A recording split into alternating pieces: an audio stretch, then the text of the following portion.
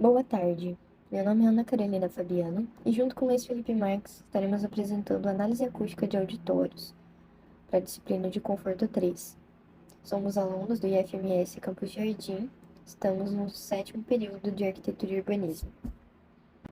Bom, por se tratar de um estudo de caso, vamos discutir aqui um projeto do artigo de referência Análise Acústica de Auditórios Musicais depois de construídos.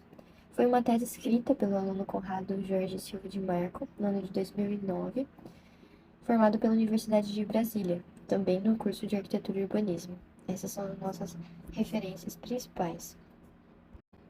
A tese ela propõe uma metodologia de análise de acústica de auditório já construído com finalidade de promover algumas ferramentas para a correção do projeto acústico e da construção, tendo a finalidade de possibilitar melhores resultados na resposta acústica da sala. São analisados os princípios básicos do processo projeto acústico, história do auditório e os critérios que fundamentam a qualidade do projeto. São citados e analisados vários exemplos de auditórios que foram corrigidos depois da sua construção. O Stanley Pleyel, Paris, o Everett Fisher Hall, Nova York, o Teatro Colón, Buenos Aires e Teatro Solis, Montevideo.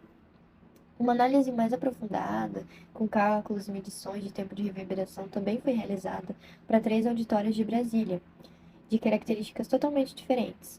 E nas recomendações são fornecidos alguns esquemas, pequenos esquemas de correção dos auditórios brasilienses listados, para fornecer ao arquiteto e principalmente ao estudante de arquitetura ferramentas apropriadas para analisar um auditório já construído do ponto de vista acústico, né? Avaliar a qualidade para oferecer apresentações musicais de forma correta e estabelecer essa metodologia. Sobre a acústica. Além de trazer exemplos externos de materiais e tecnologias utilizados nos anfiteatros mais antigos, ele nos apresenta através de estudos de Sapini, 1922, e Beranek, 1962, um levantamento dos critérios acústicos mais importantes de uma sala. Síntese dos critérios de qualidade dos auditórios. Primeiro, intimidade. Ouvir como se estivesse numa sala pequena. Vivacidade. Ter a impressão subjetiva da reverberação. Clareza. Perceber com transparência a música. Definição. Compreender bem as palavras faladas. Calidez. Escutar bem os sons graves. Brilho. Escutar bem os sons médios e agudos. Audibilidade. Reforço da percepção por causa da reflexão. Índice de transmissão de fala. Relação verberação-ruído de fundo. Relação energia final e inicial. Relação entre som direto e reverberação. Sonoridade relativa. Índice de resposta da sala. Suporte. Apoio aos músicos. O artigo também fez estudo de 3 teatros, que foi a Sala de Vila Lobos, o Anfiteatro número 9 e o Auditório Jacob Germano. Bom, nosso auditório escolhido, no caso, foi o auditório número 9, que foi escolhido para a nossa análise. O anfiteatro número 9 é localizado na Instituição Central de Ciências da Universidade de Brasília. O auditório escolhido possui características similares ao projeto que iremos desenvolver do auditório do IFMS Campus Jardim. Ele foi o menor auditório que encontramos para poder fazer a análise da geometria, dos materiais, do tempo de reverberação, de como ele foi reformado, no caso, e ele comporta cerca de 300 lugares. Ele foi originalmente pensado para aulas de palestras de Universidade de Brasília, mas como ainda não tinha sido construído um auditório grande para orquestras e corais, o Departamento de Música do Instituto de Artes acabou evoluindo o uso desse auditório, ele acabou virando um uso misto, o que também tem características similares com o auditório que será modificado. Alguns critérios de avaliação foram considerados pelo autor para fazer essa avaliação do auditório. Então, observação dele, levantamento estimativo das características acústicas, medição do tempo de reverberação realizada para várias faixas de frequência, 125, 250, 500, 1000 até 4000 Hz. Foi utilizado um sonômetro e as medições foram realizadas para obter a resposta do tempo em 6/8. Cada curva foi extraída para cada auditório.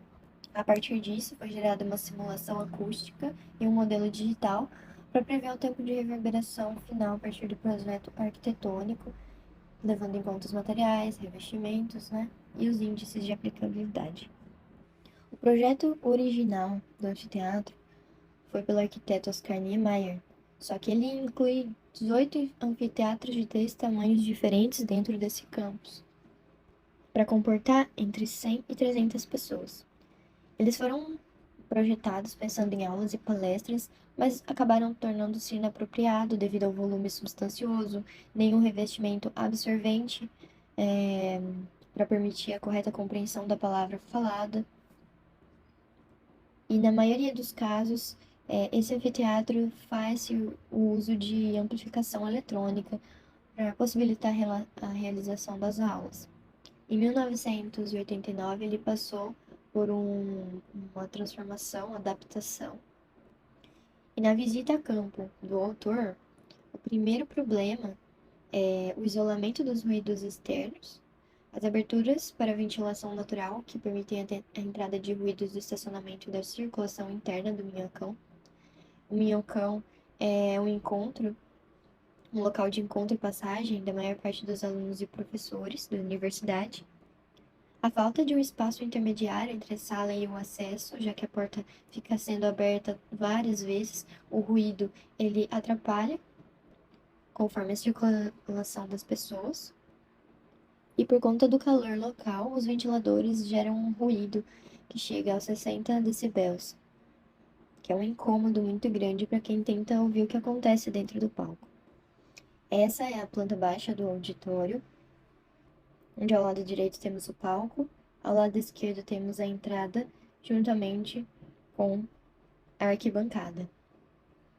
Aqui podemos ver no corte esquemático, podemos observar o uso de um elemento curvilíneo bem atrás do forro. Nessa imagem anterior, podemos enxergar isso melhor. Infelizmente, os materiais empregados nessa forma geométrica não contribuem para a reverberação do local. Pegando um valor de base de 500 Hz para o tempo de reverberação, foi constatado 1,85 segundos. O resultado indica um tempo excessivamente alto para a pequena sala. Os materiais desse auditório, desse anfiteatro, concreto aparente, plurigoma, alvenaria lisa rebocada, abertura da boca de palco, absorção do ar no interior do local. Com 50% das cadeiras ocupadas, esse cálculo foi realizado com o público sentado, em cadeiras de plástico. A partir do cálculo, foi constatado que as frequências agudas divergem às graves, e isso interfere consideravelmente nas frequências mais graves. Ou seja, na realidade, poucos detalhes seriam necessários para transformá-la em uma boa sala para música de câmara, já que o fato dela ser pequena melhora a acústica interna. Pelo fato de ser permanente usado o sistema de amplificação, tanto para a palavra quanto para a música, todos os usuários do espaço acreditavam que ela só poderia funcionar dessa forma. Recomendações: retire imediato os revestimentos barulhentos. Vedar totalmente as aberturas para o estacionamento e para a circulação interna do minhocão, o que sem dúvida vai exigir a instalação de um sistema de renovação de ar ou de refrigeração convencionalmente silencioso, e também a instalação de um rebatedor próximo ao palco para contribuir com uma reflexão da fonte para as 4 ou 5 últimas fileiras. Tecnologias utilizadas então seriam alguns rebatedores no teto, que melhora a reverberação do local, também alguns revestimentos de parede, alguns tipos de vidro que são o vidro simples, normal, aí tem o vidro laminado, tem o vidro insulado, o vidro insulado com a placa de vidro laminado, que é tipo um sanduíche de vidro, e o vidro insulado com dupla laminação. Então ele com certeza será um vidro que com certeza terá uma performance melhor, com o intuito de melhorar acusticamente. E também a instalação de uma anticâmara, para quando alguém sair do anfiteatro, quando abrir a porta, o som não fugir de dentro da nossa sala, do nosso anfiteatro, no caso. Quando a pessoa abre a porta, o som escapa pela abertura da porta. Então, com a instalação dessa anticâmara, o som não vai escapar.